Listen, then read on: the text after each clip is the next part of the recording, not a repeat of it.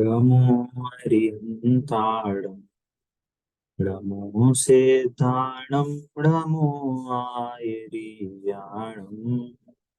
णमो वच्छायाणं णमो लुब्धे सौवसाकुलम्।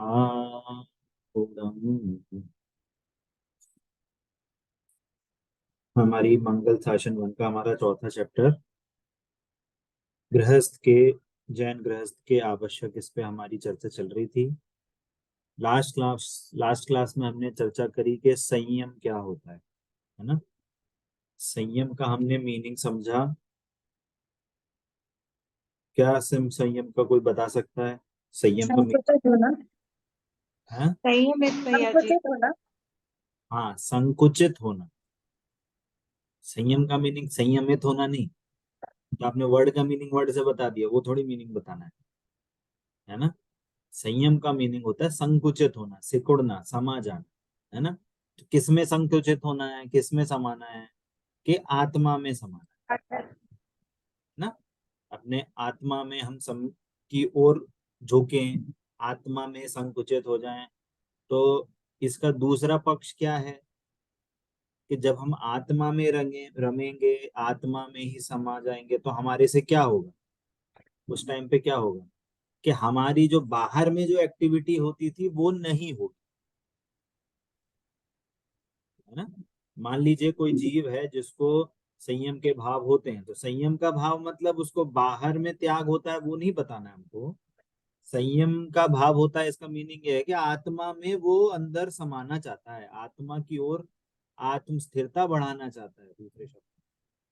तो क्या होगा उससे कि आत्म स्थिरता से क्या होगा कि अब उसको जो चीज फालतू लगती है ना, कि ये बहुत टाइम खपाती है मेरी, मतलब ये ऐसे इस जगह जाएंगे, इस जगह को अटेंड करेंगे या कोई फंक्शन अटेंड करेंगे, तो इससे मेरा टाइम बहुत खोटी होगा, इससे बढ़िया मैं नहीं जाऊं, है ना।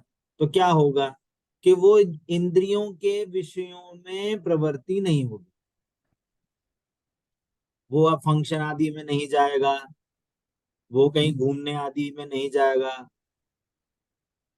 ट्रिप्स में नहीं जाएगा, पार्टी में नहीं जाएगा, है ना। कहीं और दूसरी जगह जहाँ खाने पीने की चीजें होती है उनसे बचेगा, फालतू में जो हिंसा होती है उससे बचेगा। तो हम क्या कहते हैं, तो हमें मतलब दिखता क्या है कि उस जीव ने इस चीज का त्याग कर दिया। अब वो क्या है, अब वो शादी पार्टी में नहीं जाता, अब वो बाहर के बाजार की चीजें नहीं खाता, है ना, रेस्टोरेंट शादी में नहीं खाता, या उसको मर्यादा की चीजों का करता है, गाने आदि नहीं सुनता, है ना। तो इससे क्या पता चलता है, तो हमें दिखता तो बाहर की चीजों से है, वो क्या है, एंड रिजल्ट वो है कि वो बाहर की चीज एक्टिविटी नहीं होगी, पर उसका मोटो क्या था? आत्म स्थिरता मोटो था, है ना। जैसे फॉर एग्जाम्पल कोई बच्चा है, उसको अब ये पता चल गया कि जब तक मैं नहीं पढ़ूंगा मेरे मार्क्स नहीं आएंगे, उसको 90% मार्क्स लाने हैं। तो क्या करेगा वो? अब वो खेलने भी जाएगा, तो कितनी देर, आधा घंटा खेलेगा, पूरी रात भर नहीं घूमेगा। कोई दोस्त आएगा, चल साइकिल चलाने चलते हैं, बोलते नहीं मेरे को नहीं जाना, मेरे को पढ़ाई करनी। पहले क्या करता था, पहले बच्चे ने क्या करा, रेडियो पे गाने चला दिए, बढ़िया आराम से काम कर रहे हैं, खेल रहे हैं। तो क्या करेगा, अब गाने आदि भी नहीं सुनेगा, गाने बंद कर दे। टीवी नहीं देखेगा, देखेगा थोड़ी देर देख के बंद कर देगा। खाना भी खाएगा क्या, जितना मम्मी ने दे दिया फटाफट खा लिया, बस चलो वापस पढ़ाई करनी। पहले का ये भी चाहिए मम्मी, ये नहीं बनाया, पापड़ चाहिए, ये नमकीन चाहिए, वो चाहिए, फलाना ढिमका। पहले बहुत सारी उसकी वो रहती थी। कहने का मतलब क्या कि हम लौकिक में पढ़ाई के नाम पे हम अपने आप को सीमित कर लेते हैं, संकुचित कर लेते हैं। कोई सीए की पढ़ाई कर रहा है, आईएएस की तैयारी कर रहा है, उसको खाने पीने का ठिकाना ही नहीं रहता। खा रहे नहीं खा रहे नहीं खा रहे, पानी पी रहे नहीं पी रहे नहीं पी रहे, बाहर की सुख सुविधाएं छूट जाती हैं। तो हमें क्या लगता है, अरे कितना पढ़ाई कर रहा है बच्चा, क्या है सारी चीजें छोड़ के, घर बार छोड़ के बाहर पढ़ने गया है, हॉस्टल में पढ़ रहा है, जैसे तैसे खाना बसर कर रहा है और पढ़ाई कर रहा है। तो हमें क्या दिखती है कि हम एक अपने लक्ष्य के लिए बाहर की चीजें छोड़ देते हैं लौकिक में। तो जो संयम है ना, वो संयम भी उसी प्रकार की चीज है।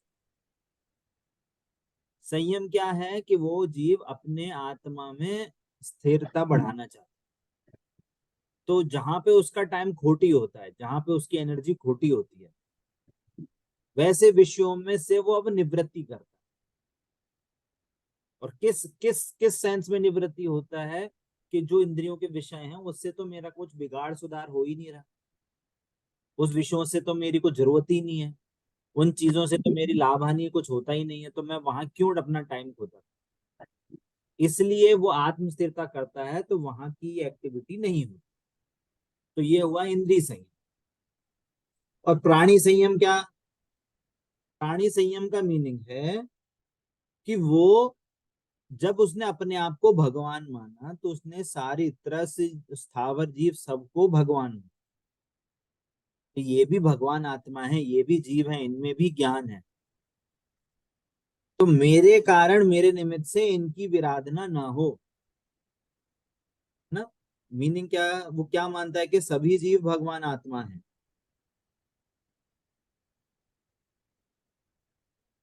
इसलिए उनकी विराधना ना हो। विराधना समझते हैं क्या होता है?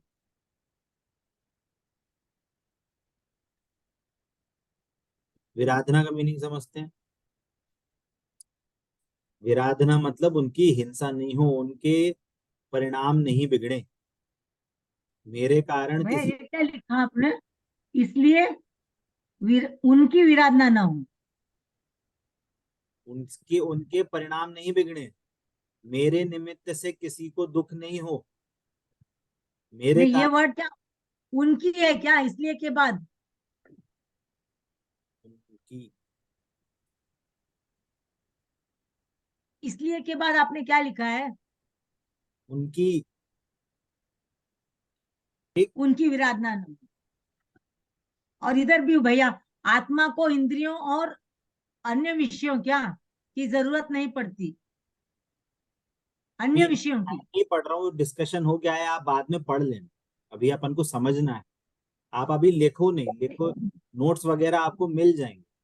ठीक है। नहीं, आप, वो अक्षर क्या है मैं पूछती हूँ, हाँ ठीक है, वो प्लीज। आप, हाँ हाँ, मैं बोल रहा हूँ ना, बोलने से भी उसका मीनिंग समझ सकते हैं।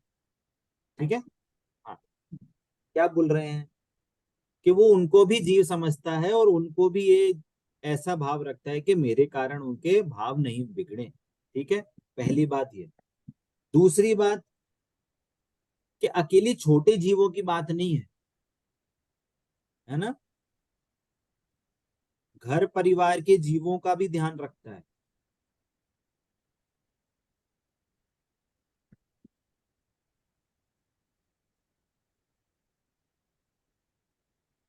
घर जीवों उनके भी भाव ना बिगड़े मेरे कारण,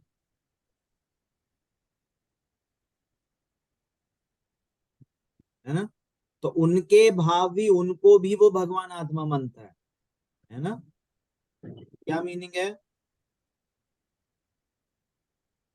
वे भी भगवान आत्मा है, वे भी भगवान बन सकते हैं मेरे, मैं जैसे अगर भगवान बनना चाहता हूं तो वो भी भगवान बन सकते हैं। ठीक है। अब एक और मोर इम्पोर्टेंट बात, मैं इस प्राणी संयम में अकेला दूसरों के ही भाव की बात नहीं करनी है, वो अपने भी भावों की चेकिंग रखता है प्राणी संयम में। अपने भी भाव नहीं बिगड़े।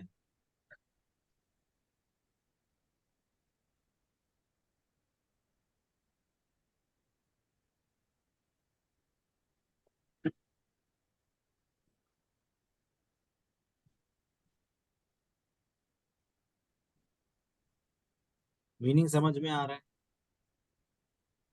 हमें हम्म, जनरली संयम या कोई भी ऐसे व्रत की बात होती है ना, तो हमें हमेशा लगता है कि हम दूसरों के लिए करें, दूसरों की हिंसा ना हो, दूसरों को कुछ प्रॉब्लम ना हो। अरे जो व्रत आदि होते हैं वो स्वयं के लिए होते हैं, प्रथम उद्देश्य स्वयं के अपलिफ्टमेंट का है, स्वयं के सुधार के लिए है, स्वयं के फायदे के लिए। प्रथम में प्रथम जितने भी व्रत आदि नियम संयम आदि होते हैं, उसका एंड रिजल्ट किसी दूसरे की रक्षा हो जाए तो वो अलग बात है, वो एक एक्स्ट्रा बेनिफिट है कि हम जो संयम कर रहे हैं, हम जो नियम ले रहे हैं, हमारा सबसे पहला उद्देश्य हमें अपना उद्धार करना है, हमें अपना फायदे के लिए, अपने को मोक्ष मार्ग में आगे बढ़ाने के लिए संयम लेना है।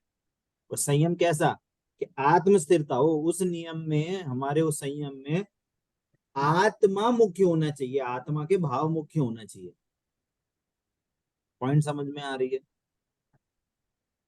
ठीक है, तो ये हमारी चर्चा, एक थोड़ा सा रिवीजन हुआ कि संयम का मीनिंग क्या है। ठीक है, आगे क्या बात है? आगे बात है तप की। क्या है? तप। जैन इच्छा का निरोध होने के कारणभूत अनशन, अवमोदर, वृत्ति परिसंख्यान, रस व्यक्त, सय्यासन तथा काय क्लेश, इन बहिरंग तपों में तथा प्रायश्चित, विनय, वैयव्रत, स्वाध्याय, व्युत्सर्ग, ध्यान, है ना, इन अंतरंग तपों में इस प्रकार 12 तपों की वृत्ति कर। ये वास्तव में देखा जाए, जो ये 12 तप हैं, ये मुनिराजों की अपेक्षा हैं। क्या है? ये जो 12 तप हैं, ये मुनिराजों की अपेक्षा कहे गए, परंतु जो चीज मुनिराजों को होती है उसकी प्रैक्टिस गृहस्थ भी करता है। क्या बोला? जो व्रतादि होते हैं, जरूरी नहीं है वो सिर्फ मुनिराज ही करें। जितनी जितनी श्रेणी में गृहस्थ उन व्रतों को, उन नियमों को पाल सकता है, उतनी चीजों में गृहस्थ उतने उतने नियम लेके उनकी प्रैक्टिस करता है। ये प्रैक्टिस क्यों बोल रहे हैं? अरे गृहस्थ को इवेंचुअली मुनिराज ही तो बनना है। गृहस्थ कोई जीव हो, मोक्ष मार्गी हो, वो क्या जिंदगी भर गृहस्थ ही बना रहेगा? उसके भाव क्या होंगे कि मैं भी जल्दी से मुनिराज बनूं, मैं भी जल्दी से आत्मा का ध्यान करके मोक्ष में जाऊं। तो जो प्रैक्टिस हम गृहस्थ में रह के मुनिराज के जो व्रत नियम संयम है, यदि हम उनकी प्रैक्टिस अभी से ही गृहस्थ में कर सकते हैं तो उसमें बुरा क्या है? पॉइंट समझ में आया? नहीं आया समझ? कोविड में सबको रूल्स रेगुलेशन बताए गए। क्या रूल्स रेगुलेशन बताए गए? हाथ धोना, मास्क पहनना, बाहर से आओ कपड़े चेंज करना, टच मत करना किसी को, छींको तो इस सारी वो सारी चीजें करके रखना। कोई बाहर से कोई चीज आए तो धोके धोके यूज करना, खाने पीने फल सब्जी जो भी है। हमारे घर में हमने अपने रूटीन में मास्क लगाने के अलावा एक चीज का भी हमें कोई चीज एक्स्ट्रा एफर्ट नहीं करना। बाहर से हॉस्पिटल से आते थे तो हमारे घर में ऑलरेडी घर कपड़े चेंज होते थे। बाहर से आ रहे हैं तो हम किसी से टच होके आए कि नहीं है, हमारे घर में ऑलरेडी ये चीजें चलती थी। जैनी अगर कोई बाहर से चीज घर में ला रहा है तो धो के ही यूज करता है। फल सब्जी मसाले दाल वगैरह जो भी सारी चीजें वो धो के ही यूज करता है। तो हमें कुछ एफर्ट करना ही नहीं पड़ा, हाँ भैया, क्योंकि हमें हम ऑलरेडी लोगों को तकलीफ ही नहीं हुई, हमें ऑलरेडी तकलीफ ही नहीं हुआ, तो कस्टम हो चुके थे। हमको ऑलरेडी को नया एफर्ट नहीं करना पड़ा कोविड में कुछ नहीं चीज। हाँ, अब कोई व्यक्ति उसकी प्रैक्टिस नहीं करे। अरे कितना काम करना पड़ता है, सब्जी धोनी पड़ती है इतनी सारी, इतने सारे कपड़े धोने पड़ते हैं, इतना सारा ये काम करना पड़ता है, मास्क लगाओ, ये लगाओ, वो करो। तो वो ये शब्द कौन बोलेगा? जो ऑलरेडी इन चीजों की प्रैक्टिस नहीं कर। वैसे ही वैसे ही जो शावक होते हैं ना, जो अणुव्रती होते हैं, जो मोक्ष मार्ग में आगे बढ़ना चाहते हैं, वो ऑलरेडी ऐसे व्रत नियम संयम का पालन करते हैं जो मुनिराज करते हैं ऑलरेडी। अब जब कोई मुनिराज अपने व्रत नियम संयम में रहते हैं, उनकी चीजें उनको अलग से, जब कोई जीव मुनिराज बनता है तो उसको कोई एक्स्ट्रा एफर्ट नहीं करने पड़ते। मात्र व्रत मतलब घर परिवार को छोड़ना और वस्त्र आदि त्यागने के अलावा उसको कोई एक्स्ट्रा एफर्ट नहीं करना पड़ता। वैसे मन में तो वो वैसे भी घर परिवार से, अगर कोई मुंडराज बनना चाहता है तो ऑलरेडी जो गृहस्थ जीवन है या परिवार है, उनका ममत्व तो उसको ऑलरेडी कम हो चुका होता है, उसको उसका भी एफर्ट नहीं करना पड़ता। पॉइंट समझ में आ रहा है? तो यहाँ पे जो तप की बात है, ये तो यहाँ पे जो कही गई है बात, ये मुनिराजों के 12 कहे गए हैं, 6 अंतरंग और 6 बहिरंग, और उसकी प्रैक्टिस श्रावक है ना। बात इतनी सी है। अब इसमें बहुत सारे पॉइंट्स हैं जो समझने के लायक। ठीक है, क्या पॉइंट है अभी मैं कुछ लिख नहीं रहा हूं, मैं बाद में जब भी नोट्स दूंगा तो उसमें सारे पॉइंट्स ऐड करूँ। ठीक है, पहले समझते हैं क्या बात चल रही है, तप का मीनिंग क्या होता है। इसको अभी हम थोड़ी देर के लिए बंद करते हैं। देखिए, तप का मीनिंग होता है कि अपने आत्म स्वरूप में प्रतपन, मतलब उसको बोलते हैं उसमें आत्म स्वरूप में लीन होना। ठीक है, आत्म स्वरूप में लीन होना, ये कैसी एक्टिविटी है? ये दुखमय एक्टिविटी है कि सुखमय एक्टिविटी है? सुखमय। सुखमय एक्टिविटी। आत्मा में लीन होने से हमको सुख होता है। क्यों सुख होता है? क्योंकि जब हम आत्मा में लीन होते हैं तो हमारे जो कषाय आदि भाव हैं वो भाव नहीं होते। घर गृहस्थी से रिलेटेड, खाने पीने से रिलेटेड, उठने बैठने से रिलेटेड, या जो हमारे आसपास की जो भी एक्टिविटी होती है, हम उससे अफेक्टेड नहीं होते। तो हमारे भावों में जो राग द्वेष होते हैं वो नहीं होते। तो दूसरा डेफिनेशन क्या है कि शरीर और संयोगों के प्रति जो मोह राग द्वेष रूप भाव हैं, उनकी निवृत्ति होना, या कहें हम इच्छा का निरोध होना, है ना। चतवार सूत्र में आया इच्छा निरोधस तप, है ना। तो ये कहाँ से बात आई है? ये नास्ती की बात है। नास्ती का मतलब डेफिनेशन होती है वो दो टाइप की होती है, अस्ति नास्ति। मतलब एक है रूप में क्या है वो, और वो क्या नहीं है। तो तप क्या है? आत्म स्वरूप में लीन, ये हुई अस्थि परक परिभाषा। नास्ति परक परिभाषा मतलब कि मोह राग द्वेष कषाय भावों का निरोध होना। निरोध होना मतलब उत्पन्न नहीं होना, इच्छा का निरोध होना। तो ये क्या हुई? नास्ति की परिभाषा। तो हमें ये समझना चाहिए कि तप में जो इच्छा नहीं होती है ना, उससे सुख होता है। तो सबसे पहले ये हमें समझना है कि इच्छा सुखमय अवस्था है, और हमारे माइंड में क्या चीज इमेज बनी हुई है, तप का मतलब होता है क्या? टेंशन। खाना भी क्या तप का मतलब होता है कि कुछ, अरे यार छोड़नी पड़ेगी, खाना छोड़ना पड़ेगा, अरे क्या मतलब? तप का मीनिंग हम समझते हैं कुछ अनकंफर्टेबल चीज हो। पॉइंट समझ में आ रहा है? जनरली जनरली लोगों के माइंड में ये इमेज होती है, अरे यार एक टाइम का खाना छोड़ना पड़ेगा, अरे अब उपवास करना पड़ेगा, अरे अब बेड पे नहीं सोएंगे, अरे अब ये चीज छोड़नी पड़ेगी, आज ये वाले क्या रस परित्याग है। रस परित्याग का मतलब एक एक दिन, किस दिन मतलब। किसी के दिन घी का त्याग, किसी दिन दूध का त्याग, किसी का किसी दिन का त्याग, दही दूध, है ना, वो सारे हैं रस, 7 रस हैं। अरे आज घी नहीं खाना, अरे अब बिना घी की रोटी खानी पड़ेगी। कोई बोले अरे आज पकौड़े खाने का, क्या आवाज धीरे हो गई? आज तेल का त्याग है, तो अरे आज पकोड़े खाने का मन था, आज पकोड़े नहीं खा पाएंगे। तो लोगों को तब का मीनिंग समझ में आता है समथिंग अनकंफर्टेबल टू डू। भैया जी आपकी आवाज नहीं आ रही है। नहीं आ रही है। मैं मेरे भी यही बोल रही थी कि आपकी आवाज बिल्कुल नहीं आ रही। आप लोग है ना, सब लोग पहले माइक म्यूट म्यूट कर लो, हो सकता है किसी के उससे ओवरलैप हो रहा हो, है ना। मेरी अकेली आवाज आएगी तो आवाज सही आएगी आपको, ठीक है। तो क्या कह रहे थे कि हम तब को जनरली समझते हैं, एक सेकंड होल्ड कर।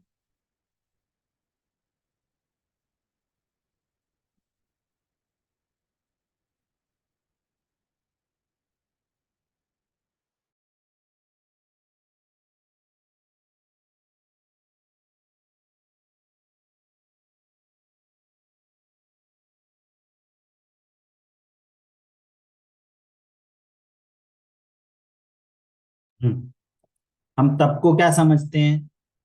हम तप को समझते हैं कि समथिंग अनकंफर्टेबल चीज जो हमें दुख देगी, हमें कोई चीज छोड़नी पड़ेगी। पर वास्तव में तप का मीनिंग ये अनकंफर्टेबल सेंस नहीं है। तप जो है ना, वास्तव में आत्म स्थिरता की एक विशेष कंडीशन है। तप का मीनिंग संयम में तो क्या बोला था कि संयम में हम बाहर की चीजें छोड़ते हैं। तप में क्या होता है? तप में आत्म स्थिरता की थोड़ी और उग्रता है संयम से। संयम में आत्म स्थिरता तो है ही, जिसके कारण वो बाहर की चीजों में अब वो टाइम खोटी नहीं करना चाह रहा, तो बाहरी चीजों का त्याग कर रहा है। तप में क्या है? तप में हमारा एम ही है आत्म स्थिरता करना। हमें ये ही काम करना है। वो काम तप का, तप में क्या है कि तप हमें उसी टाइम पे वो आत्म स्थिरता कर रहा है। आत्म स्थिरता और करनी है मेरे को, तो वो उसमें और उग्रता है संयम से, है ना। तो सबसे पहले हमें ये माइंड में क्लियर करना है, तप का मीनिंग होता है सुखमय अवस्था। पहली बात, है ना। अच्छा, हमने जब ये बोला कि आत्मा में स्थिरता और बढ़ना ये सुख की अवस्था है, सुख है, तो ये अब जैसे बहिरंग तप की चर्चा करते हैं, क्या क्या नाम बताए? अनशन, अवमोदर्य, वृत्ति परिसंख्यान, रस परित्याग, है ना। तो बाह्य तप में तो चार तरफ खाना खाने से ही रिलेटेड है, भोजन से ही रिलेटेड है चार बहिरंग, है ना। और बाकी क्या है? विविक्त, संयशन और काय क्लेश, ये बहिरंग तप है। तो इनमें बहिरंग तप का क्या है मीनिंग? शॉर्ट में समझते हैं। अनशन, अनशन मतलब उपवास कर, कि आज हमने बिल्कुल भी ना भोजन पानी कुछ नहीं लिया। अवमोदर्य, अनशन अवमोदर्य, अवमोदर्य का मतलब होता है एक टाइम भोजन करना, और वो भी भूख से कम करना। जैसे आपकी भूख है मान लो 4 रोटी की, तो आप 4 रोटी का भोजन नहीं करो, आप 2 ही रोटी का भोजन करो, एक ही रोटी का भोजन करो, है ना। इसको हम दूसरी भाषा में एक आसन भी बोलते हैं, है ना।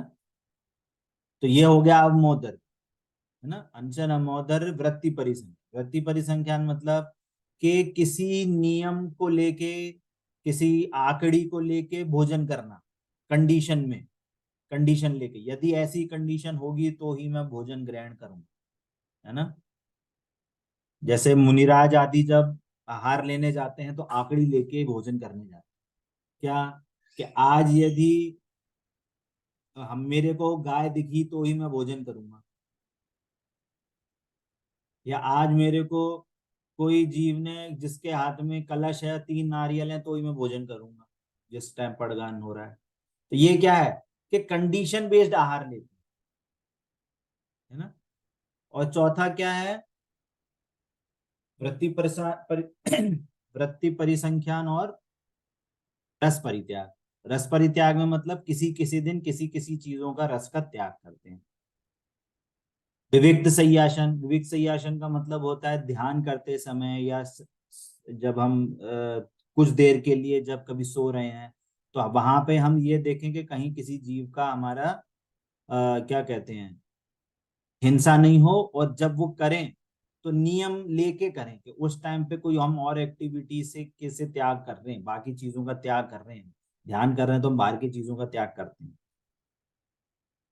ये होता है विविक्त संयासन। और काय क्लेश मतलब अपने शरीर के प्रति हमारी जो कहना चाहिए, जो एक झुकाव है उसको और कम करने के लिए, शरीर के प्रति जो राग है उसको कम करने के लिए विभिन्न विभिन्न आसनों के द्वारा, विभिन्न विभिन्न व्रतों के द्वारा उस राग को कम करने की जो एक्टिविटी होती है उसको काय क्लेश। अब यहाँ समझने वाली बात है कि ये जो तप होता है ना, तप, तप में जीव का मुख्य, अब ये जो सारी एक्टिविटी हुई, है ना, हम क्या समझते हैं कि इन एक्टिविटी से तप होता है। क्या बोला? क्या हम उपवास करेंगे तो हमारा तप कहलाया जाएगा कि नहीं? हाँ जी कि ना जी? हाँ या ना, ऐसे फेस से ही कर सकते हो आप। उपवास करेंगे तो तप होगा कि नहीं होगा? हाँ कि ना? ना हाँ कुछ तो करो। होगा। आचार्य देव कह रहे हैं यदि आपको उपवास की क्रिया तो कर रहे हो, परंतु यदि आपको आत्म परिणामों की कोई कुछ उसमें कुछ आत्म परिणामों का कोई लेखा जोखा नहीं है, उसमें आत्म परिणाम कंसिडर्ड नहीं है, तो परिणाम। वो व्रत नहीं है। अभी हमारे यहाँ भैया जी छोटे छोटे बच्चे 5वीं 6वीं के 8-8 दिन का उपवास कर रहे हैं, सिर्फ पानी पी के 1 महीना का उपवास कर रहे हैं। पता नहीं कैसे, मतलब हाँ, बाकी दिन क्या करते हैं वो पता नहीं। 10 साल के हो, चाहे 60 साल के हो, चाहे 50 साल के हो, 40 साल के, यदि आत्मा इंक्लूडेड नहीं है तो हाँ आचार्य गाथा में लिखा है कि वो बाल तप है। जैसे वो 5 साल का बच्चा तप कर रहे हो, वैसे आप भी उस 5 साल के बच्चे की सेम कैटेगरी में हो। व्रत करने की मनाही नहीं करी जा रही, आप वो क्रिया नहीं करो, व्रत नहीं करो, उसकी मनाही नहीं करी जा रही, आप कर सकते हो, अलाउड है जिनमें। बट उसका रिजल्ट क्या है हमें उसका भी पता होना चाहिए। हमने कोई एक्टिविटी करी, हमें उस एक्टिविटी से क्या फायदा मिला, उसका भी तो ज्ञान होना चाहिए। बच्चे तो चलो कर लेंगे, बच्चे को क्या पता, वो तो सब लोग कर रहे हैं तो वो भी कर रहे हैं, सब लोग एक आसन कर रहे हैं तो वो भी एक आसन कर रहे हैं, सब लोग उपवास कर रहे हैं तो वो भी उपवास कर रहे हैं, पर उसको पता है कि हम क्यों कर रहे हैं। तो जिनवाणी में लिखा है कि जो जीव ज्ञानी जीव है उसका मुख्य उद्देश्य तो आत्मा में लीन होना है, उसका एफर्ट आत्मा में लीन होने में जाएगा। बट जब आत्मा में लीन होना है तो बाहर में उसने क्या काम किया, बाहर में उसकी कैसी एक्टिविटी हुई कि उसको लगा कि आज मैं भोजन ही नहीं ग्रहण कर, मेरा फालतू टाइम खोटा जाता है। संयम में तो उसने सारी संयम लिया था कि अब वो सारी चीजों नहीं खाएगा, बाहर की चीजें नहीं खाएगा। अब यहाँ पे तो और उग्रता बढ़ रही है आत्मा में लीन होने की। तो उसने क्या नियम ले लिया कि आज मैं भोजन ही नहीं ग्रहण करता, फालतू टाइम खोटा जाता है 2 घंटे। खाना बनाओ, खाओ, बर्तन माजो, जे करो वो करो, जे चीज वो चीज छोड़ो, आज खाना ही नहीं, भोजन ही नहीं कर रहे, आज 2 घंटे और क्या करेंगे, सामायिक करेंगे, ध्यान करेंगे। तो वो एक्टिविटी हो रही है एक्चुअल उसकी आत्म स्थिरता की, परंतु हम बाहर से क्या देखने में आता है, अरे आज उसने उपवास नहीं किया, आज उसने क्या करा, एक आसन किया। पॉइंट समझ में आ रहा है?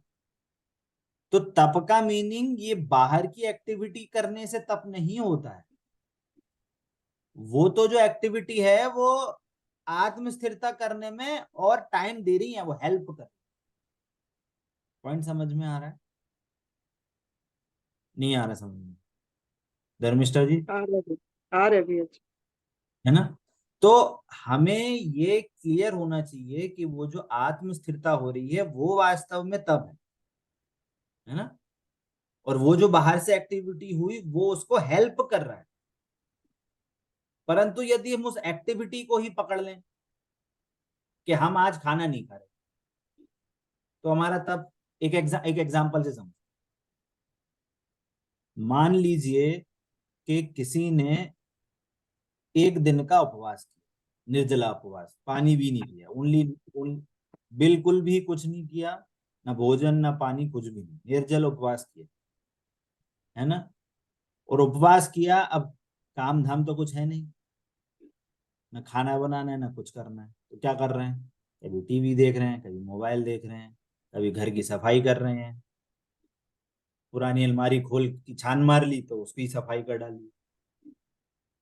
समझ गए? ये एक्टिविटी उसने करी। एक जीव है जिसने 2 टाइम भोजन किया या 1 टाइम भी भोजन किया, एग्जाम्पल चलो दो मान के, उसने 2 टाइम ही भोजन किया, पानी भी उसी टाइम लिया, पानी भी उसी टाइम पिया और भोजन भी उसी टाइम किया। पर पूरे दिन उसने 4 5 6 घंटे कम से कम उसने बढ़िया स्वाध्याय किया, पाठ किया, पूजा करी, सारी चीजें उसमें ही टाइम निकाला। तो बताओ किसका व्रत ज्यादा बड़ा व्यासना वाले का। था? है व्यासना वाले का व्रत चल, व्यासना क्या होता है? ये मतलब 2 टाइम खाने वाले का। एक दो नया टाइम व्रत खाना। चालू। हम दो लोग टाइम खाने उसको का व्रत नहीं व्यासना होता बोलते हैं। एक आसन और व्यासन। है। समझ गए, समझ गए। पर जनवाणी में व्यासना नाम का कोई व्रत नहीं है। ठीक है, ये ज्ञान में रखना। बोलते हैं जनरल चलता है, वो मैं भी समझ गया, है ना। हम्म। हाँ सुनैना जी, आप क्या बोल रहे थे? उसने, ये पहले वाले ने एक एक रत्ती भर पानी भी नहीं किया, भोजन भी नहीं किया। मैं कह रही थी जो दिन भर स्वाध्याय वगैरह करे, धर्म ध्यान करे, उसका बल फलेगा। तो जिसने उपवास किया उसका व्रत नहीं हुआ? लेकिन वो अपना उसको टाइम पास मूवी देख के या ऐसे मोबाइल कोई चला के तो कर रहा होगा है ना या जो साफ सफाई कर रहा है, तो वो कैसे बोलेगा? हाँ क्या, धर्मिष्ठा जी क्या बोल रहे हैं? इससे मतलब जैसे ये करते हैं, जैसे अभी यहाँ हो रहा है ना, मेरे को भी नहीं लगता कि कोई स्वाध्याय भी करता होगा या कुछ, तो वो फिर क्या होता होगा उसका कोई मतलब, इतना देखिए, उपवास ये कर मैंने रहे पता हैं। है क्यों बोला, ये मैंने क्यों बोला कि जो आचार्य देव होते हैं ना, आचार्य देव बहुत लॉजिक से बात करते हैं, लॉजिक से सारी चीज उन्होंने लिखी है। हर चीज इलॉजिकल नहीं है जो आचार्य देव ने सारी चीजें ग्रंथों में लिखी हैं। जो ये 12 व्रत लिखे हैं ना, क्या अनशन अवमोदर्य वृत्ति परिसंख्यान, है ना, रस परित्याग, ये सारी चीजें, बाहर बहिरंग तप, बहिरंग तप में जो सीक्वेंस है वो उत्तरोत्तर में व्रत बढ़ रहा है। व्रत बढ़ रहा है मतलब आत्म स्थिरता बढ़ रही है। पहला वाला जो व्रत है वो सबसे छोटा व्रत है, और जो बाद में अंतरंग तप आ रहे हैं, क्या क्या, विनय, वैयावृत्ति, स्वाध्याय, है ना, ध्यान, लास्ट सबसे लास्ट तब ध्यान रखा। 1 घंटा यदि कोई 45 मिनट ध्यान कर ले कंटिन्यूस, उसका रिजल्ट है सीधे मोक्ष। और कोई हजारों वर्ष तक अनशन मतलब उपवास कर ले तो उसका रिजल्ट मोक्ष नहीं है। ये लॉजिक है ये। और तो और यदि कोई दिन भर 10 दिन उपवास करे, है ना, पॉइंट को समझना, मैं किसी चीज को कम ज्यादा नहीं आकर, ये जनवाणी में लिखा है, मैं नहीं बोल क्या कि कोई 10 दिन भी, अभी 10 धर्म आ रहे तो 10 लक्षण के दिन आ रहे, तो 10 दिन उसने क्या करा, उपवास किया। पर क्या किया, इधर उधर की चीजों में, एक्टिविटी में इन्वॉल्व रहा। पर यदि कोई 2 टाइम भी या 1 टाइम भी भोजन कर रहा है, पर दिन भर अपना टाइम किस में, क्या है, पाठ में मनन चिंतन कर रहा है, स्वाध्याय कर रहा है, हम्म। तो उसका व्रत बड़ा है। बड़ा। क्योंकि इन 12 तर्पों में व्रत, स्वाध्याय को ऊपर रखा है उपवास से। पॉइंट समझ में आ रहा है? जिनवाणी में ये पूरा लॉजिकली चीज लिखी गई है। और होता क्या है जनरली कि जो जो उपवास करता है उसके प्रति हमारे परिणाम झुकते हैं। अरे देखो उसने 10 दिन उपवास किया, अब देखो 10 दिन उपवास कर ले, तो हमें उसका बहुमान ज्यादा। और जो जो 365 दिन स्वाध्याय कर रहा है रोज सुबह शाम, उसकी में वैल्यू नहीं आती। अरे क्या रोज स्वाध्याय तो करते हैं, बढ़िया, क्या है, हम भी कर सकते हैं। अरे स्वाध्याय करना, उसमें प्रॉपर उपयोग लगाना, गाथाओं को समझना, आचार्य देव ने क्या लिखा है, क्यों लिखा है, इसमें उपयोग लगाना, ये ज्यादा एफर्ट वाला काम है। अजैनी भी उपवास कर लेते हैं। अजैनी छोड़ो, जानवर भी उपवास कर लेते हैं। हम्म। जानवरों को खाना नहीं मिलता सड़क में, खाना नहीं मिलता, सही बात। पानी नहीं मिले, खाना नहीं मिले, 2 2 3 3 दिन तक उनको, उनका उपवास हो गया। भिखारियों को उपवास हो जाता। हम्म। तो हमने उपवास कर लिया तो कौन सा बड़ा काम कर। उपवास करना इस सेंस में था कि तुम्हारा जो टाइम फालतू चीजों में खोटी जाता है, तो आप आत्म स्थिरता में अपना एफर्ट लगाओ, स्वाध्याय में, ध्यान में एफर्ट लगाओ, वो इसके लिए उपवास था। तुम्हारा उपवास करने का मतलब ये नहीं था कि चलो जिसका उपवास है चलो आज जिनवाणी साफ करेंगे। अरे उसके लिए ठीक है, आप जिनवाणी में भैया वृत्ति कर रहे हो, जिनवाणी की अच्छी बात है, पर आपने अपना टाइम तो खोटा कर दिया। आप भोजन बनाते, उसमें 2 घंटे लगते, आपने जिनवाणी साफ सफाई, घर की साफ सफाई में टाइम लगा दी, उसमें 4 घंटे लगा दिए, तो और टाइम वेस्ट हो ये तो करना पड़ता, ये तो करना ही पड़ता है, घर में रहते हैं। गया, तो करना पड़ता। यही तो इसी, ये जो मिथ्या मान्यता है ना, इसी पे चोट करी जा रही है सही कि बात। अब ये रास्ता पता चल गया है तो हमें क्या सही चीज है वो हमें करने के लिए हमारा एफर्ट उस ओर जाना चाहिए, है ना। मीनिंग ये है कि अब देखना, अब भाई में भी देखना क्या क्या चीज लिखी। आचार्य देव ने कितना लॉजिक लगाया कि देखो, प्रथम कोई स्टार्टिंग में कोई अगर कोई जीव आया तो क्या करो भैया, व्रत कैसे करते हैं, तो भैया ऐसा करो, तुम पहले उपवास करो, 1-2 उपवास करो। तो उसने चलो उपवास कर लिया। अब अगले दिन बोलते नहीं भैया, अब दूसरे दिन मेरे से उपवास नहीं हो सकता, तो चलो ऐसा करो, तुमसे उपवास नहीं हो सकता तो तुम एक टाइम भोजन कर लो। तो बोले एक टाइम भोजन, बढ़िया है, चलो 2 टाइम का खा लेंगे। अरे ऐसे नहीं करना, तुम्हारी एक टाइम का भोजन की जितनी तुम्हारी कैपेसिटी है उससे कम खाना है। उसी में नाश्ता आज कर लेते हैं, उसी में चाय की पी कहानी, लेते हैं। समझ में आया। जितनी जरूरत है उतना भोजन कर, ठीक है, जितना जरूरत है उतने भोजन कर लेंगे। अब क्या उसने आइटम बना लिए, ये भी खाएंगे वो भी खाएंगे, अरे ऐसे नहीं खाना है, सही बात। नियम लेके खाओ हम्म, कि हमें इतनी ही चीज खानी है, ऐसी हम्म, चीज नहीं खानी। सही बात। क्या ऐसी चीज मिलेगी, ऐसी चीज होगी तो ही हम नियम, तो भी नहीं, तो ही हम भोजन ग्रहण करें। पॉइंट समझ में आ रहा है। अच्छा, तो भोजन ग्रहण अब कर लें।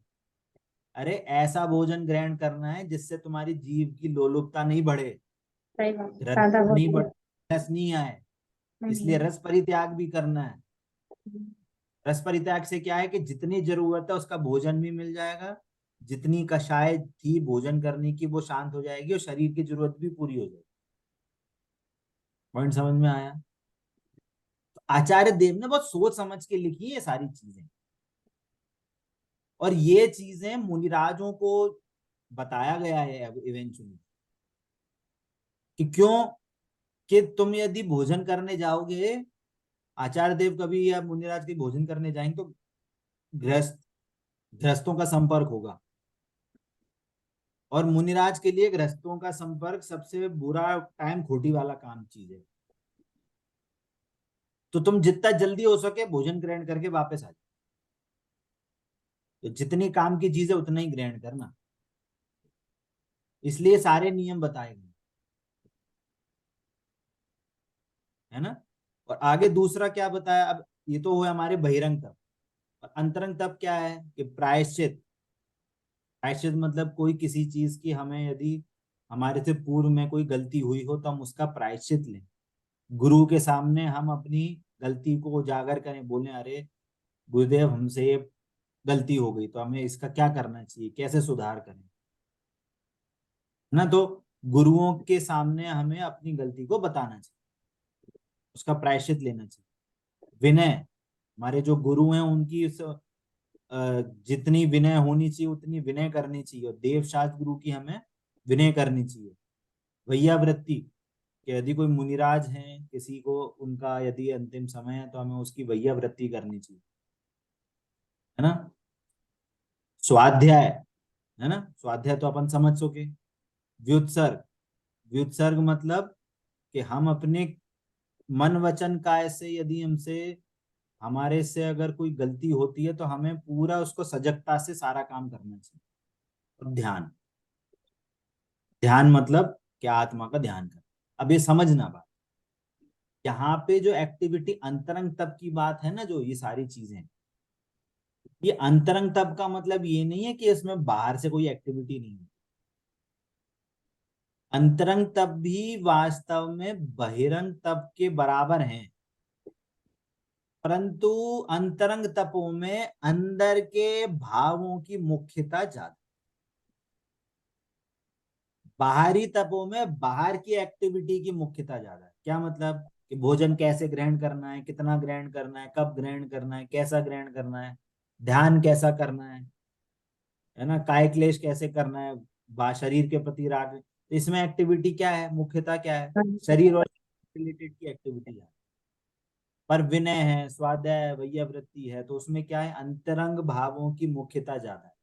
परंतु बाहर से जो एक्टिविटी होगी वो भी बाहर की एक्टिविटी बाह्य व्रत के जैसी ही है। परंतु अंतरंग तप में क्या है, अंतरंग तप में इसमें भी उत्तरोत्तर क्या है, आत्म स्थिरता का परिणाम ज्यादा। बाह्य तप की कैटेगरी पहले है, अंतरंग तप की कैटेगरी बाद में। अंतरंग तप में भावों की प्रधानता है तो इसलिए वो ऊपर आए, और बाह्य व्रतों में जो उसका सीक्वेंस है उसमें उत्तरोत्तर ऊपर ऊपर आत्म स्थिरता बढ़ रही है। उसकी कहना चाहिए जो एंड रिजल्ट है उसमें आत्मा का के प्रति झुकाव उसमें उत्तरोत्तर बढ़ रहा है। और अंतरंग तप में भी ऐसी चीज है, प्रायश्चित, विनय, वैयावृत्ति, स्वाध्याय, व्युत्सर्ग, ध्यान, इसमें भी उत्तरोत्तर आत्म स्थिरता बढ़ रही है। इसलिए आपने सुना होगा स्वाध्याय परमम तप, ध्यान से कर्मों की निर्जरा होती है। ध्यान ही वास्तव में कर्म की निर्जरा कराता है ना। जो जिनका स्वाध्याय बढ़ जाता है ना तो उनको बोला जाता है अब आप ध्यान करो, सामायिक करो। क्यों? क्योंकि अब आपने जितना भी स्वाध्याय किया, जो आपने पढ़ा, आपने जो मनन चिंतन किया, अब आप एकांत में बैठ के उसको अप्लाई करो। ध्यान का मतलब होता है एप्लीकेशन। ध्यान का मतलब ये नहीं होता कि आपने जो पढ़ा उसको बार बार दोहराते रहो। ध्यान का मतलब ये नहीं है माला जपना, माला जपना ध्यान नहीं कहलाता। ये बहुत गलत, मतलब एक गलत रीति चली है ये। वो भी अपने यहाँ से नहीं आई, अपनी ये अपनी रीति नहीं है, ये हिंदुओं की रीति से अपनी जैनियों में रीति आई है। क्यों? क्योंकि वहां अन्य मतों में माला जपने की आदत। क्या आदत है वहां पे? राम राम राम राम राम राम राम, हरे कृष्ण हरे कृष्ण हरे, ऐसे ऐसे ऐसे करके वो माला जपते हैं। तो क्या उससे क्या होता है कि भैया तुम्हें जो रिद्धि हो वो मिल जाएगी। अपना उससे क्या हुआ कि उसने वो वाली रीति अपने जैनिज्म में आ गई। अब क्या करो, रन से धरन से धरन से, तो ये रीति गलत रीति आ गई। पर वो जो रीति आई है उसका मतलब ये नहीं है कि वो ध्यान है। माला जपना ध्यान नहीं है, ठीक है। अब आपने मंत्र आदि का, अनंत भगवान का णमुकार मंत्र का जाप कर रहे हो, अच्छी बात है। क्यों? क्योंकि उस टाइम पे आपको मोराग द्वेष के परिणाम नहीं होंगे। उस टाइम आप गलत चीजों से बचोगे, तो इवेंचुअली क्या होगा, इवेंचुअली पुण्य बंद होगा। तो जो आपको अनुकूलता मिलनी थी वो मिल जाएंगी। ऐसा संबंध है उसका कि पुण्य बंद होगा तो अनुकूलता बनी रहेगी, परंतु उससे आपको मोक्ष मिलेगा, मोक्ष मार्ग में आगे नहीं बढ़ोगे। आत्मा के ध्यान से मोक्ष मार्ग में वृद्धि होती है। और वो आत्मा का ध्यान कहाँ से होगा? कि स्वाध्याय करने से। आत्मा के स्वरूप को समझ के, देवशास्त्र गुरु के स्वरूप को समझ के हम उसको जब अप्लाई करते हैं ज्ञान में, आज हमने ऐसी एक्टिविटी हुई, वास्तव में वो हमने जो सात तत्व का कंसेप्ट समझा, क्या वास्तव में सात तत्व हैं, कौन जीव तत्व है, कौन अजीव तत्व है, वो जो परिणाम हुआ वो आश्रव बंध तत्व है, उससे कर्मों का बंध हो गया। कैसा बंद हुआ? पाप बंद हुआ, पुण्य बंद हुआ। उससे मेरे को क्या अनुकूलता प्रतिकूलता मिलेंगी कि ये सारा विचार करेंगे तो वो वास्तव में इवेंचुअली हमें वो आत्मा की ओर लेके जाए। जिनवाणी के जो कंसेप्ट्स हैं उसको बार बार चिंतन करके हम यदि उसको एक स्थान में बैठ के, एकांत में बैठ के उनका चिंतन करते हैं तो वो हमको आत्मा के स्वरूप और लेके जाए, है ना। अभी तो हम थ्योरी पढ़ रहे हैं, पर अप्लाई हमारा ध्यान की एक्टिविटी में हमारा ध्यान में वो एक्टिविटी होती है। क्लियर होती है बात, है ना? तो ये मोटा मतलब एक मुख्य रूप से हमारे तपों की चर्चा हुई। तो अभी हम एक्चुअली देखा जाए तो हम चर्चा क्या कर रहे हैं, रहस्य के आवश्यक की चर्चा कर रहे हैं। तो कहने का मतलब क्या है कि ये तप भी हमारे डेली में हमें कोई ना कोई ऐसा काम होना चाहिए। पर काम किसके लिए है? आत्म स्थिरता मुख्य होगी तो ये सब काम होंगे, तब इन सब काम की वैल्यू है। आत्मा इंक्लूडेड नहीं है, आत्मा के भाव यदि इंक्लूडेड नहीं है तो फिर उसकी कोई फायदा नहीं। है ना। इसका ना एक बहुत अच्छा उदाहरण है। क्या?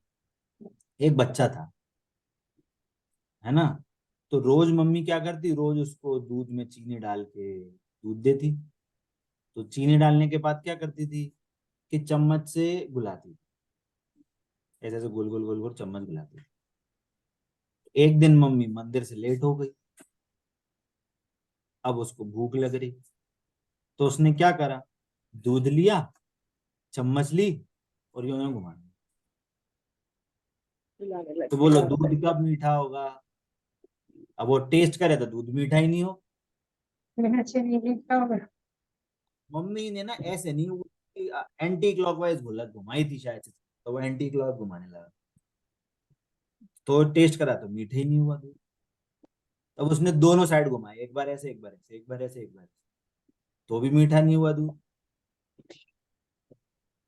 अब बताइए उसके कैसे घुमाने, चम्मच को कैसे घुमाए जिससे कि दूध मीठा हो जाए? बिना चीनी डाले कितना ही घुमा ले, मीठा कहाँ से होगा। बोलो। तो हो क्या उससे, उसकी गलती क्या हुई? आप गलती बताओ, दो गलतियां बताओ कम से। चलो एक ही गलती बताओ, उसने गलती क्या करी? चीनी नहीं डाला ना। शक्कर नहीं मिलाया। उसने शक्कर तो सोचा नहीं कि मिलाया, दूध ठीक है, बट गलती क्या है? हो जाता, क्या धर्मिष्ठा जी? दूध को हिलाने से ही मीठा हो जाता है, चम्मच से हिलाने से मीठा हो जाता है, वो ऐसा सोचता था। हाँ, तो इसमें ये तो आपने सोचा वो ठीक है, पर उसमें लॉजिक क्या है? वो उसने करा क्या? वैसे ही हम लोग करते हैं। उसने बाहर की चीज को अच्छा। मीठे होने को दिया। उसने एक्टिविटी क्या देखी? बाहर की देखिए, हाँ। बाहर की, चम्मच बाहर चलाना। की बाहर चम्मच की चलानी।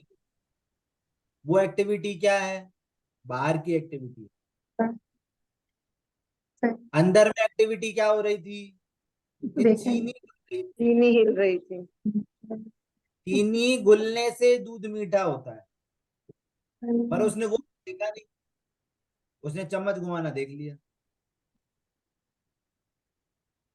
लॉजिक समझ में आ रहा है? किसी को लॉजिक समझ में आया क्यों उदाहरण दिया ये? वैसे ही हम बाहर की एक्टिविटी देखते हैं, बाहर ही रहता है। वो हम कुछ शरीर एक की आसन कर रहा है, एक्टिविटी को तपो संयम मान वो लेते सब वो सही हम मानते हैं। हम्म। भैया उसको ये हैं। नहीं बताओ, पता था कि चीनी डालना है, वो चीनी आपकी डालना है बात सही करके है, उसको पर पता नहीं था। उसने लॉजिक, उसका लॉजिक क्या था? उसने बाहर की एक्टिविटी को देखा। अब हम उदाहरण से सिद्धांत पे आ रहे हैं, हम हम्म, उदाहरण से सिद्धांत पे आ रहे हैं। उसने क्या करा, उसने सिर्फ बाहर की एक्टिविटी देखी, अंतरंग नहीं देखा। अंतरंग नहीं देखा। हम क्या करें? अच्छा एक क्वेश्चन पूछते हैं आप, हम कौन सा वाला विधान रचाएं कि जिससे वो दूध मीठा हो? शांति विधान, पार्श्वनाथ विधान करें, हैं, शांतिनाथ विधान करें, कि कौन सा सिद्ध चक्र महामंडल विधान करें कि दूध, वो दूध मीठा हो जाए? बताइए क्या करने से दूध मीठा हो जाएगा? शक्कर डालने से, हाँ, सही है।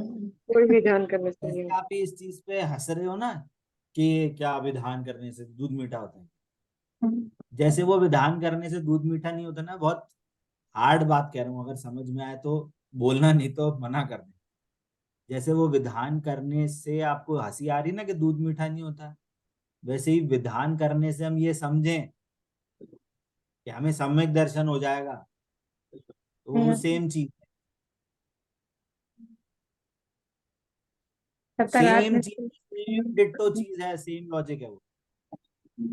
अब आप ये बोल रहे कि फिर हम विधान क्यों करें? अरे विधान आपको सम्यक दिलाने के लिए नहीं था, विधान था कि जिसको भगवान का बहुमान आता है तो वो भक्ति में वैसा विधान करे। और कौन कौन करता है? जिसको अपने आत्मा की स्थिरता हुई, आत्मा का आनंद आया, तो वो भगवान का ऐसा भक्ति करता है। 8-8 दिन पूजा पूजा, 8-8 दिन तक कंटिन्यूस पूजन रचा रहा है, बढ़िया जोर से विधान हो रहा है, सबको भोजन भी कराएगा, आदि आदि। तो वो भक्ति का भाव है, वो अलग चीज है। पर हम समझते क्या है कि सिद्धि चक्र महामंडल विधान कराएंगे और गंधोदक सर पे लगाएंगे तो हमारी सारी बीमारियां नष्ट। जैसे किसकी हुई थी? गंधोदक राजा वो लगाने से किसका हुआ था? मुनीरा किसका हुआ था? किसी को नहीं पता? कोड़ की बीमारी हो गई। चलो पता करके आना। सिद्धि चक्र महामंडल विधान करा के गंधोदक लगाने से किसका कोढ़ दूर हुआ था, ये पता करके आना। तो उनका कोढ़ वास्तव में दूर क्यों हुआ था? सिद्धि चक्र महामंडल विधान करने से? अरे नहीं, वो उनका मैना गंधोदक उपवास। सुंदरी लगाने से ने भी हुआ था। मैना हाँ, सुंदरी मैना ने उपवास किया ना भैया। तो मैना सुंदरी ने उपवास किया तो उसके पति का कोढ़ क्यों दूर होगा? वो महाराज, साधु महाराज ने बोला था ना उनको करने के लिए। अरे तो हम ये बोल रहे हैं, हम उपवास कर रहे हैं यहाँ बैठ के, आपका कैंसर दूर हो जाएगा क्या? नहीं, तो उसके उपवास करने से उसका कोढ़ क्यों दूर हो जाएगा? नहीं, उसको उपवास करने से उसको पुण्यबंध होगा कि उसके पति को पुण्यबंध होगा? उसी को होगा। उसको पुण्य बन ओ तो फिर उसके पति का कोढ़ कैसे दूर हुआ? अरे उसका पुण्य का उदय आना था, पाप का उदय खत्म होना था, उसी टाइम पे एक्टिविटी हुई कि गंधोदक सर पे लगाया, तो वो कोइंसिडेंट ऐसा हुआ कि उस टाइम उसका कोढ़ दूर हो गया। और हमने क्या देखा? हमने सिर्फ ये बाहर देखा की एक्टिविटी। तो हम क्या समझ रहे हैं कि वो बाहर की एक्टिविटी से, पूजन करने से, विधान करने से कोढ़ दूर हो जाएगा, गंधोदक लगाने से कोढ़ दूर हो जाएगा। गंधोदक लगाने से कोढ़ दूर होता तो हॉस्पिटल क्यों जाते हो? बंद करो, रोज गंधोदक लगाओ। ये कितनी मिथ्या मान्यता है जैन धर्म को में आके भी। यदि ऐसी मिथ्या मान्यता है ना, तो ये ग्रहित मिथ्यात्व है पूरा, बहुत घोर पाप चलता है, घोर पाप बंद का कारण है। जितना पाप सप्त व्यसनों के पाप से नहीं लगता, उससे सबसे ज्यादा बंद ग्रहित मिथ्यात्व से लगता है। और ये ग्रहित मिथ्यात्व की कैटेगरी में आता है। भैया जी एक मिनट, ये पूछना था मेरे को ग्रहित मिथ्यात्व के लिए। जैसे हम हम्म। लोग देवी देवता नहीं मानते हैं, मन में नहीं मानते है ना कि हमको नहीं जोड़ना है, लेकिन हमारे घर में जैसे रखा हुआ है। क्या? और जैसे हम लोग हैं नहीं, श्वेतांबर ना, तो वो देवी ठीक है। देवता को रखे हैं। अब मैं तो नहीं करती आरती, लेकिन वो साल में एक बार वो आता है, नवरात्रि आती है, तो उसमें वो माता जी का सब घर वाले करते हैं। तो लेकिन मैं भी अगर वहां पे बैठ रही हूँ उनके साथ और उनका जो खाना खा रही हूँ, तो तब भी मेरे को पाप लगेगा ना? मन में मेरा नहीं है कि मैं उनकी आरती करूं या मेरा कुछ देखिए, भी नहीं, लेकिन पाप देखिए, लगेगा ना? देखिए, ये है ना, ये चीजें ना बहुत सामाजिक जो चीजें होती है ना, इसमें हमें हम्म। अगर इंक्लूड है नहीं है वो बड़ी बात नहीं। आइडली तो देखा जाए तो वो होना ही नहीं चाहिए। हाँ। सबसे प्रथम में प्रथम के वो ऐसे एक्चुअली क्या चीज है, क्या गलत है, वो तो होनी ही नहीं चाहिए, पहली प्रथम में प्रथम में। बट अब समाज में है, परिवार में हम्म। है ना, तो उसमें भी ना logic, logic in the sense हमें उस चीज में सजगता होनी चाहिए, हमें सारी चीजों को समझना चाहिए। जैसे एक एग्जांपल आपकी बात का ही उत्तर दे, जैसे मान लो कोई पति पत्नी है, पत्नी जमीकर नहीं खाती, पत्नी भोजन रात में नहीं करती, परंतु पति का बिजनेस ऐसा है, वो रात में आता है, उसको खाना खिलाना पड़ता है। रात में उसको नहीं है, उसका नियम नहीं है, वो आलू बनाने पड़ते हैं उसको। हम्म, तो क्या करे, तो उसको पाप लगेगा क्या? तो जिनवाणी में क्या है, स्यादवाद है। तो जिनवाणी में कहेंगे आइडली तो पहले तो इस घर में शादी नहीं करनी चाहिए थी, जब तुम्हें पता है ऑलरेडी, पहली बात।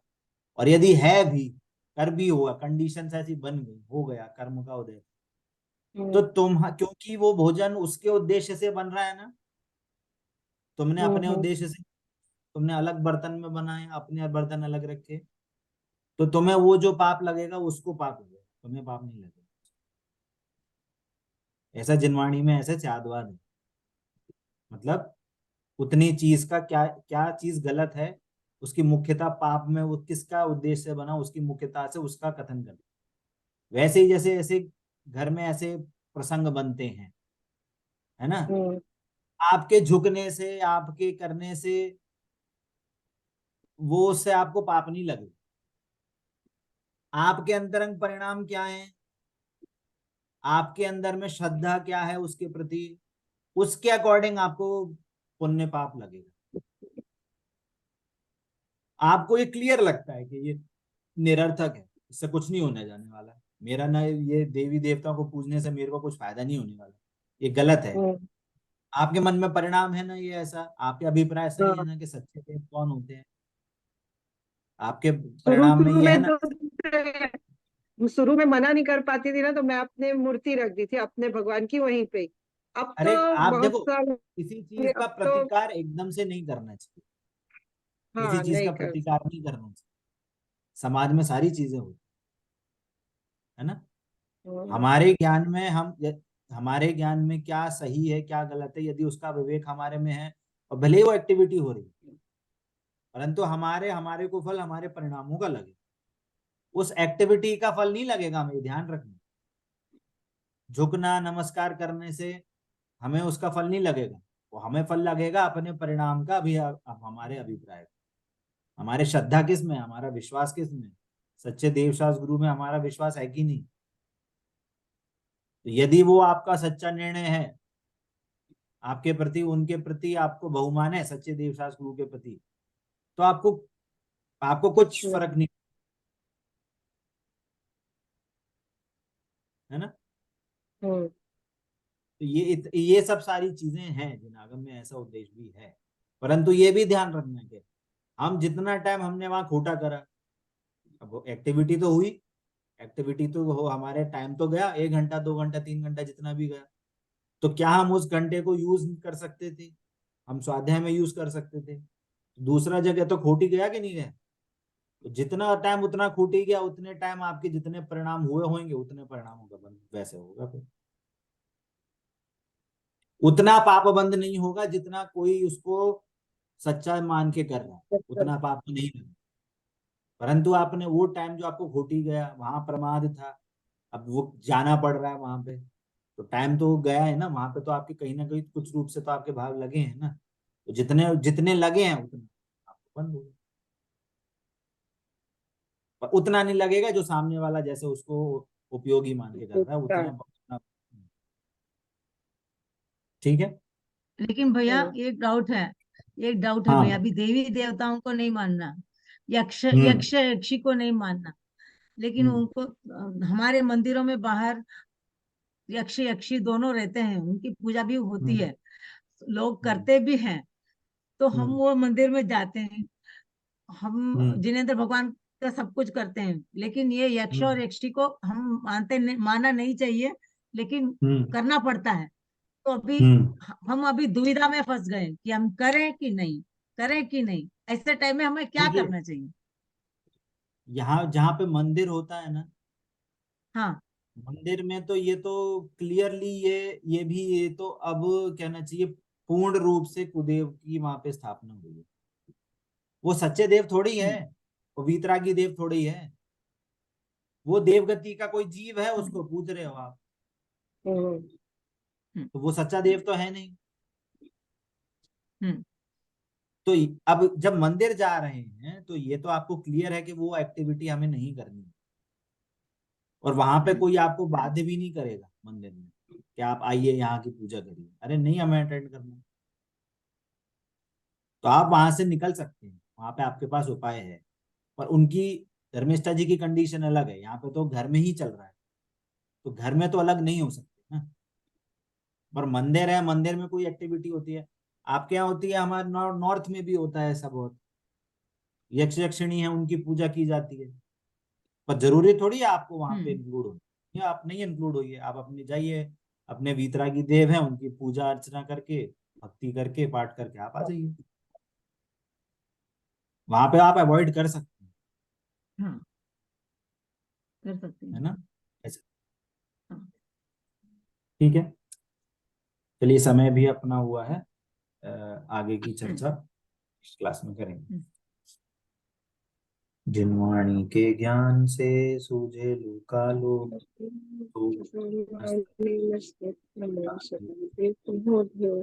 बोलिए द्वादशांगमय जिनवाणी माता की जय हो, जय हो, जय जय हो, हो। जय हो, समय की जय हो, जय हो, जय हो। जय हो, जय हो। जय जिनेन्द्र। जय जिनेन्द्र भैया। जय